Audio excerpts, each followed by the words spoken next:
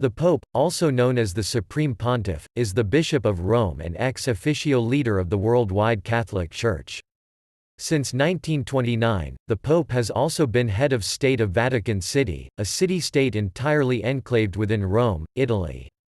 The current Pope is Francis, who was elected on 13 March 2013, succeeding Benedict XVI, while his office is called the papacy. The episcopal see and ecclesiastical jurisdiction is called the Holy See.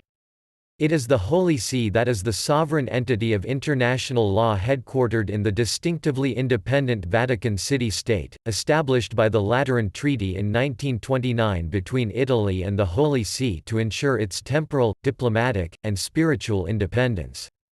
The primacy of the Bishop of Rome is largely derived from his role as the apostolic successor to Saint Peter, to whom primacy was conferred by Jesus, giving him the keys of heaven and the powers of binding and loosing, naming him as the rock upon which the Church would be built. The Apostolic See of Rome was founded by Saint Peter and Saint Paul in 1st century, according to Catholic tradition. The papacy is one of the most enduring institutions in the world and has had a prominent part in world history.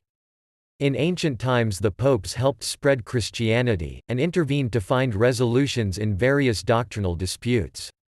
In the Middle Ages, they played a role of secular importance in Western Europe, often acting as arbitrators between Christian monarchs. Currently, in addition to the expansion of the Christian faith and doctrine, the popes are involved in ecumenism and interfaith dialogue, charitable work, and the defense of human rights. In some periods of history, popes, who originally had no temporal powers, accrued wide secular powers rivaling those of temporal rulers. However, in recent centuries the temporal authority of the papacy has declined and the office is now almost exclusively focused on religious matters.